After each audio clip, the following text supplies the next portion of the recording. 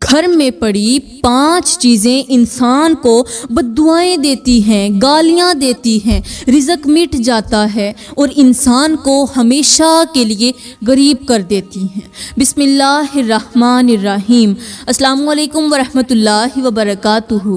میری پیاری بہنوں اور میرے اسلامی بھائیوں، آج کا بیان بہت ہی خاص ہونے والا ہے، کیونکہ آج میں آپ کو وہ 5 باتیں بتانے والی ہوں جسے سن کر انسان کی سوچ بدل جاتی ہے، روح تڑپ جاتی ہے۔ آج کے اس بیان میں آپ کو بتاؤں گی کہ آخر ہمارے گھر میں وہ کون سی 5 چیزیں پڑی ہیں جو ہر وقت ہمیں بددعائیں دیتی ہیں، ہمیں گالیاں دیتی ہیں اور ہماری زندگیوں میں بے سکونی بھر دیتی ہیں، اور انہی کی بددعاؤں کی وجہ سے آج ہمارے گھر میں غربت ہی غربت دکھائی دیتی ہے، جیسے خوشحالی نے ہمارے دروازے پر آ کر واپس پلٹ جانے کی قسم کھا لی ہو۔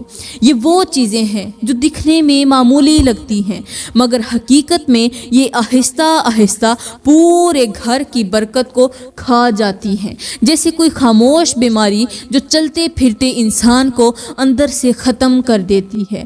میری پیاری بہنوں، اگر میں تمہیں ایک خاص بات بتاؤں تو انہی 5 چیزوں کی بددعاؤں کی وجہ سے آج ہمارے گھر میں رحمت کے فرشتے نہیں آتے، اور جب رحمت رک جاتی ہے تو گھر کے ماحول سے روشنی بھی غائب ہو جاتی ہے۔ رزق بانٹنے والے فرشتے وہاں سے روٹھ جاتے ہیں، اور جب رزق بانٹنے والے فرشتے روٹھ جائیں، ناراض ہو جائیں تو محنت بھی بیکار ہو جاتی ہے۔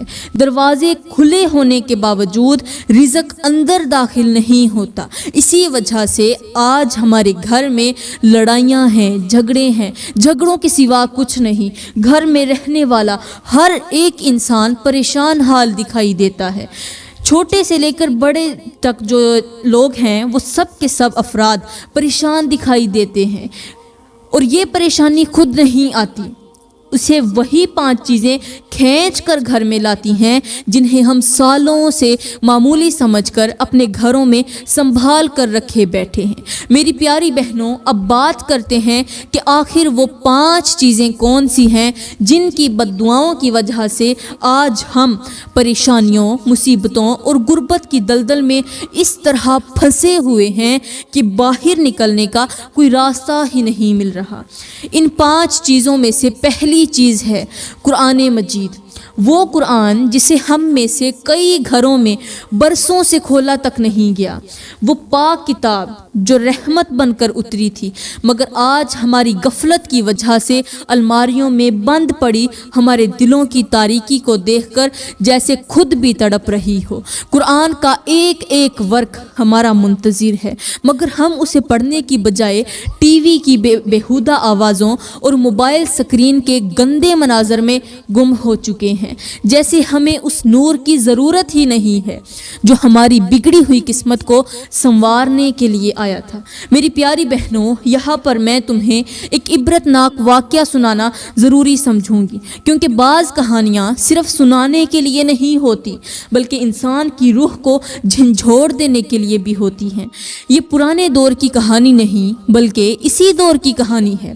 کہتے ہیں کہ لاہور کی ایک گلی میں ایک نوجوان اور خوبصورت لڑکی کا انتقال ہوا، اور انتقال کے بعد جب اسے غسل کے لیے تختے پر لٹایا گیا تو غسل دینے والی عورتیں یہ دیکھ کر حیران رہ گئیں کہ اس لڑکی کا چہرہ بگڑتا جا رہا تھا، اس کا جسم پھول رہا تھا اور وہ بہت زیادہ وزنی ہوتی جا رہی تھی۔ غسل دینے والی عورتوں نے گھبرا کر جلدی سے اسے غسل دیا، لیکن جیسے ہی غسل کے پھٹے سے میت کو اٹھا کر چارپائی پر رکھنے لگی تو سب عورتیں خوف کی وجہ سے خاموش ہو گئیں، اس لیے کہ اس لڑکی کی میت وہاں سے اٹھ ہی نہیں رہی تھی۔ وہ اتنی وزنی ہو چکی تھی کہ اٹھانا بھی ناممکن ہو گیا تھا۔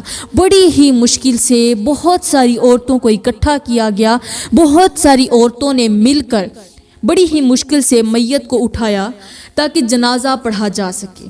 مگر لوگوں کے چہروں سے خوف ٹپک رہا تھا۔ انہیں ایسا لگ رہا تھا جیسے کسی پہاڑ کو کندھا دے رکھا ہو۔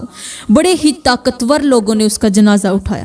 حالانکہ یہ لڑکی بہت ہی سمارٹ تھی، صرف 18 سال اس کی عمر تھی، مگر پھر بھی لوگوں کو ایسے محسوس ہو رہا تھا جیسے وہ کسی میت کو نہیں بلکہ کسی وزنی بوجھ کو کندھا دے کر چل رہے ہوں۔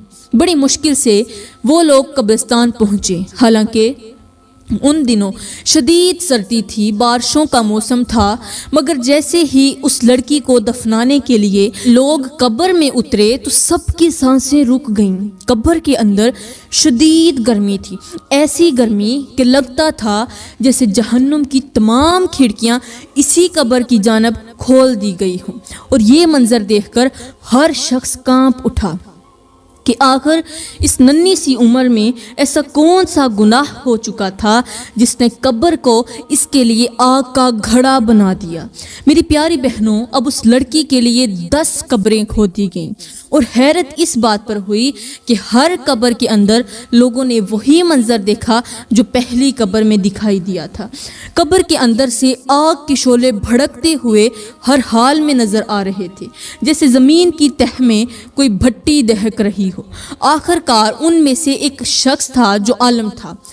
اس نے ان سب کو روک کر کہا کہ اے میرے بھائیو، تم جہاں بھی قبر کھودو گے تو قبر کے اندر سے آگ کے شعلے ہر حال میں نظر آئیں گے، کیونکہ یہ آگ آسمانوں کی نہیں بلکہ اللہ کی طرف سے ہے۔ بہتر یہی ہے کہ اس لڑکی کو اسی پہلی قبر میں دفن کر دو۔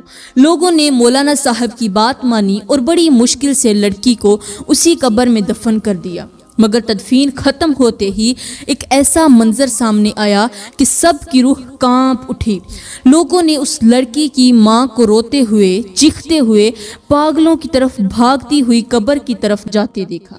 وہ عورت بھاگتی ہوئی اپنی بیٹی کی قبر کے سرہانے بیٹھ گئی اور آنکھوں سے بہتے آنسوؤں کے ساتھ دعا کے لیے ہاتھ اٹھا لے۔ انہوں نے سوچا، لوگوں نے جو اسے دیکھ رہے تھے، عورتیں تھیں، مرد تھی، جو انہیں دیکھ رہے تھے، سب نے سوچا کہ ماں اپنی بیٹی کی مغفرت کی دعا کرے گی۔ لیکن جب اس کے لب ہلے تو وہ الفاظ سن کر ہر شخص کے رونگٹے کھڑے ہو گئے۔ وہ ماں چیخ چیخ کر کہہ رہی تھی، یا اللہ، میری بیٹی کو کبھی معاف نہ کرنا، اسے ہر حال میں عبرت کا نشانہ بنانا۔ جس طرح اس نے تیرے قرآن کے ساتھ دھوکہ کیا ہے، تو نے بھی اسی طرح اسے جہنم کی آگ میں جلانا ہے۔ یہ سن کر وہاں کھڑے ہر شخص کی ٹانگیں کانپنے لگیں۔ فضا میں ایک خوفناک سناٹا چھا گیا، اور دعا ختم ہونے کے بعد سب لوگ اس ماں کے پاس آئے اور لرزتی ہوئی آواز میں پوچھنے لگے، اے اماں، ہمیں تو بتا، آخر تیری بیٹی نے ایسا کون سا گناہ کیا تھا کہ جس کی وجہ سے تو ایک ماں ہو کر اپنی اولاد کو ایسی بددعا دینے پر مجبور ہو گئی؟ اس بوڑھی عورت نے رو کر کہا، لوگو، یہ میری بیٹی تھی، اللہ نے اسے بے تحاشا حسن بھی دیا تھا۔ میں نے اسے حافظ قرآن بنایا، اسے اچھا سے اچھا کھلایا، اچھے سے اچھا پہنایا، اس کی ہر خواہش پوری کی، اس کی ہر تکلیف کو اس سے دور رکھا۔ لیکن جب یہ لڑکی جوان ہوئی تو ایک دن کہنے لگی، اماں، میری ہر سہیلی کے گھر میں ٹی وی ہے، لہٰذا مجھے بھی ٹی وی لے کر دو۔ بیٹی کے بار بار اصرار پر میں نے اس کی یہ خواہش بھی پوری کر دی، مگر جیسے ہی ٹی وی لے کر گھر میں آئی، اسی دن سے میری بیٹی کا دل بدلنا شروع ہو گیا۔ وہ اسی طرح ڈراموں، فلموں اور گندی فحش ویڈیوز میں مگن ہوئی کہ نہ قرآن یاد رہا، نہ ہی اسے نماز یاد رہی، نہ گھر کا سلیقہ، نہ شرم و حیا۔ ایک دن میں اچانک کمرے کے اندر داخل ہوئی تو دیکھا کہ وہ اپنی سہیلیوں کے ساتھ ٹی وی پر ایسے بے حیا مناظر دیکھ رہی تھی کہ اگر انہیں کوئی غیر شادی شدہ بلکہ شادی شدہ بھی دیکھ لے تو شرم سے پانی پانی ہو جائے۔ وہاں جا کر میں نے بیٹی کو ڈانٹا اور غصے سے اس کے منہ پر ایک تھپڑ مار دیا۔ تھپڑ مارتے ہوئے میں نے کہا، بے شرم، تجھے ذرا شرم نہیں آتی؟ قرآن کے ورقے تیرے پڑھنے کے منتظر ہیں اور تو گندے ڈراموں میں پڑی ہوئی ہے۔ یہ کہتے ہوئے میں نے ٹی وی کو اٹھایا اور غصے میں زمین پر دے مارا، مگر میری پیاری بہنوں، جیسے ہی ٹی وی ٹوٹا، میری بیٹی کو ایسا غصہ آیا کہ اس نے بغیر وضو کے وہی پاک کتاب وہی قرآن مجید اٹھایا اور میرے سامنے استغفر اللہ نعوذ باللہ زمین پر پھینک دیا۔ وہ منظر دیکھنے کی دیر تھی کہ میرے پیروں تلے زمین نکل گئی، میرے ہاتھ کانپنے لگے، میری سانسیں رک گئیں، میں چیخ کر بولی ہائے اللہ مجھے معاف کر دینا، میں نے رحمت جنم دیا ہے، میں نے ایک رحمت کو جنم دیا ہے یا کوئی عذاب جنم دیا ہے؟ یہ میرے لیے رحمت نہیں، یہ تو زحمت ہے۔ یا اللہ بیٹی تو رحمت ہوتی ہے، لیکن آج مجھے یہ سمجھ آیا کہ اگر بیٹی غلط راستے پر چل پڑے تو وہ ماں باپ کے لیے زحمت بھی بن جاتی ہے۔ وہ نہ صرف گھر کی برکت چھین لیتی ہے بلکہ معاشرے میں ماں باپ کی عزت بھی خاک میں ملا سکتی ہے۔ لوگوں، میری بیٹی نے یہی ایک گناہ کیا تھا کہ اللہ کی لاریب کتاب کی توہین کی تھی اور آج وہ اپنے انجام تک پہنچ گئی۔ میری پیاری بہنوں، سن لیا نا آپ نے؟ جب الماری میں پڑے قرآن کے ورقے ہمارے منتظر ہوں اور ہم موبائل اور ٹی وی کے گندے مناظر دیکھنے میں مصروف ہوں تو پھر انجام عبرتناک ہی ہوتا ہے، اور وہ انجام آپ نے سن لیا ہے۔ لہٰذا میری بہنوں، ابھی توبہ کر لیجئے، دیر نہ کیجئے، آج ہی قرآن کو اٹھائیے، قرآن کو سینے سے لگائیے، اس کو اپنی آنکھوں کی ٹھنڈک بنائیے، اپنی آنکھوں سے لگا کر قرآن کو ترجمے کے ساتھ سمجھ کر پڑھیے، کیونکہ جس گھر میں قرآن کی تلاوت ہو وہاں رحمتیں نازل ہوتی ہیں، اور جس گھر میں قرآن بند پڑا ہو تو وہاں سے برکتیں بھی اٹھا لی جاتی ہیں۔ تو میری پیاری بہنوں، اب بات کرتے ہیں دوسری چیز کی جو ہمیں بد دعائیں دیتی ہے، اور انہی بد دعاؤں کی وجہ سے ہمارے گھروں میں رحمت کے فرشتے نہیں آتے، گھر سکون سے خالی ہوتا جاتا ہے، اور ہمارا گھر مصیبتوں کی دلدل میں دن بدن پھنستا چلا جاتا ہے۔ اور وہ دوسری چیز ہے بوڑھی ماں۔ جی ہاں، وہی بوڑھی ماں جسے آج ہم ملازمہ سمجھنے لگے ہیں، وہ بوڑھی ساس جس کے ساتھ ہم اچھا سلوک کرنا تو رہی دور کی بات کرنے تک کو گوارا نہیں کرتے، وہ بوڑھا باپ جسے ہم گھر کا بوجھ سمجھ کر اس کا مقام بھی چھین لیتے ہیں، اسے ایسے حکم دیتے ہیں جیسے وہ کوئی نوکر ہو، جیسے وہ ماں باپ نہیں بلکہ گھر کے کام کاج کرنے والے ملازم ہوں۔ میری پیاری بہنوں، بڑے ہی افسوس سے کہنا پڑ رہا ہے، آج کتنے گھر ایسے ہیں جن کے کمروں میں پڑی ماؤں کی آہیں انہیں سنائی دیتی ہیں، جہاں بوڑھے باپ راتوں کی تنہائیوں میں اٹھ اٹھ کر روتے ہیں، جہاں سفید بالوں والی مائیں بیٹیوں کی نافرمانی یاد کر کے ساری رات آہیں بھرتی رہتی ہیں۔ وہ مائیں جو کبھی اپنی اولاد کے لیے نیندیں قربان کرتی تھیں، آج اپنی ہی اولاد کے رویوں سے ٹوٹ کر رہ گئی ہیں۔ وہ باپ جنہوں نے بیٹیوں کے قدم سے کانٹے جو تھے وہ دور کیے تھے، بیٹیوں کے قدموں کو کانٹوں سے بچایا، آج انہی بیٹیوں کے سخت لہجے سے گھائل ہو کر خاموش ہو کر بیٹھ جاتے ہیں۔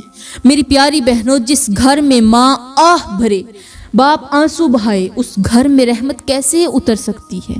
جب ماں باپ دل سے بد دعا دیں تو پھر رزق کی برکتیں کیوں نہ اٹھ جائیں؟ جب ان کے دل ٹوٹ جائیں تو پھر گھر کی خوشیاں کیوں نہ بکھر جائیں؟ اس لیے دوسری چیز جو ہمیں بد دعائیں دیتی ہے وہ بوڑھی ماں اور بوڑھا باپ ہی ہیں، جن کے دکھ بھری سانسیں گھروں سے رحمت کو بھگا دیتی ہیں۔ میری پیاری بہنوں، دل میں جگہ بنائیں، اپنی ماں کو ماں بنائیں، اپنے باپ کو باپ سمجھیں، ورنہ ان کی آہوں سے گھر کبھی خوشحال نہیں ہو سکتا۔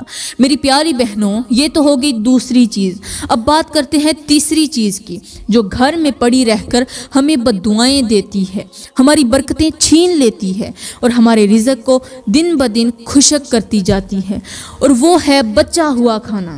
جی ہاں، وہی کھانا جو ہم بے دلی سے پلیٹوں میں چھوڑ دیتے ہیں اور پھر لاپرواہی سے کوڑے میں پھینک دیتے ہیں۔ وہ کھانا جو اللہ کی نعمت ہے، جو کبھی کسی کی دعا بن کر اترا تھا، جب وہ کوڑے میں پھینکا جاتا ہے تو وہ نعمت ہمیں بد دعائیں دیتی ہے، گالیاں دیتی ہے، جیسے وہ رو رو کر کہتا ہو، ارے مجھے پھینکنے والے تیرا ستیہ ناس ہو، تیرے محلے میں کتنے لوگ ایسے ہیں جو مجھے کھانے کے لیے ترس رہے ہیں، تیری ہی گلی میں کتنے گھروں کے چولہے بجھے ہوئے ہیں، کتنے بچے ہیں جو بھوک سے سو جاتے ہیں اور تو مجھے کوڑے میں ڈال رہا ہے۔ میری پیاری بہنوں، یہ کھانا آہ بھر کر کہتا ہے، اگر مجھے کوڑے میں پھینکنے سے پہلے کسی غریب کے پیٹ میں ڈال دیتے تو میں تیرے گھر کی دعا بن بن جاتا، تیری قسمت بدل دیتا، تیرے رزق میں اضافہ کرتا، لیکن تو نے مجھے پھینک کر اپنے گھر کی برکت خود ہی ختم کر دی۔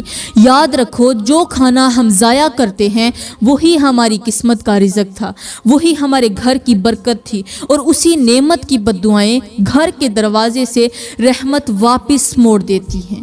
میری پیاری بہنوں، بچا ہوا کھانا کبھی نہ پھینکو، اسے کسی فقیر کو دو، کسی بھوکے کے پیٹ میں ڈالو، تاکہ وہ نعمت تمہیں بددعا نہ دے، تمہارے گھر کے لیے وہ رحمت لے کر آئے۔ میری پیاری بہنوں، یہ تو ہو گئی تیسری چیز۔ اب بات کرتے ہیں چوتھی چیز کی، وہ چیز جو ہمارے گھروں میں پڑی رہ کر ہمیں بددعائیں دیتی ہے، ہماری خوشیاں سیاح کر دیتی ہے اور رزق کی برکت کو جڑ سے کاٹ دیتی ہے، اور وہ ہے کسی یتیم کا چھینا ہوا حق، بہن کا مارا ہوا حصہ، چھوٹے بھائی کا دبایا گیا حق۔ میری پیاری بہنوں، یاد رکھو، یتیم کا آنسو سیدھا عرش الہی کو ہلا دیتا ہے۔ بہن کا حق مار لینا اللہ کی ناراضی کو دعوت دیتا ہے، اور چھوٹے بھائی کے حصے پر قبضہ کرنا ایسے ہے جیسے اپنی ہی قسمت میں آگ بھر دینا۔ اگر گھر میں کسی یتیم کی زمین دبی ہو، کسی بہن کا حصہ کاغذوں میں مٹا دیا گیا ہو، کسی باپ کی بھائی کی وراثت روک دی گئی ہو، تو وہ خاموش نعمتیں نہیں ہوتی، بلکہ وہ ہر روز بددعائیں دیتی ہیں، آہیں بھرتی ہیں، اور ان کی آہیں آسمان کو چیر کر گھر کی خوشیوں کو تباہ کر دیتی ہیں۔ میری پیاری بہنوں، دنیا میں سب سے جلد قبول ہونے والی بددعا یتیم کی بددعا ہے، اور ماں باپ کے بعد سب سے بڑا رشتہ بہن بھائی کا حق ہے۔ جو اس حق کو مارتا ہے وہ اپنی قسمت کو اپنے ہاتھوں سے دفن کرتا ہے۔ میری پیاری بہنوں، اب ہم آخری چیز کے بارے میں بات کرتے ہیں، پانچویں چیز، وہ چیز جو گھر میں پڑی رہ کر ہمیں بددعائیں دے رہی ہے، ہماری قسمت کی روشنی بجھا رہی ہے، اور ہماری زندگیوں میں بے برکتی کا زہر بھر رہی ہے، اور وہ ہے گھر میں پڑا ہوا قطع تعلقی کا غصہ۔ جی ہاں، وہی غصہ، وہی کینہ، وہی دل کی سیاہی جو ہم نے کسی رشتہ دار کے لیے جمع کر رکھی ہے، کسی بہن کے لیے، کسی بھائی کے لیے، کسی قریبی عزیز کے لیے۔ وہ دل میں جمع کیا ہوا بغض، وہ بولے بغیر رکھی ہوئی ناراضی، وہ برسوں پرانی انا، یہ سب چیزیں گھر میں رہ کر بددعائیں دیتی ہیں، رحمت کے فرشتوں کو بھگا دیتی ہیں، اور گھر کو ایسی بے سکونی میں دھکیل دیتی ہیں کہ انسان خود بھی سمجھ نہیں پاتا کہ بربادی کہاں سے شروع ہوئی۔ میری پیاری بہنوں، آخری چیز دل کا گندا غصہ بھی ہے، جو گھر کی ساری روحانی روشنی نگل لیتا ہے۔ میری پیاری بہنوں، جلدی سے ان 5 گناہوں سے توبہ کر لو، دل کو صاف کر لو، گھر کو پاک کر لو، جلد توبہ کر لو، تو پھر انشاءاللہ تمہارے گھروں میں خوشیاں بھی اتریں گی، رحمت کے فرشتے بھی آئیں گے، اور وہ برکتیں بھی لوٹ آئیں گی جو ان گناہوں نے چھین لی تھی۔ تو میری پیاری بہنوں، میں دعا کرتی ہوں کہ اللہ تعالیٰ ہمیں ان 5 چیزوں سے بچنے کی توفیق عطا فرمائے، ہمیں اپنے گھروں کو جلد ان چیزوں سے پاک کرنے کی توفیق عطا فرمائے، ہمارے گھروں میں برکتیں ہوں، آمین ثم آمین، وما علینا الا البلاغ المبین۔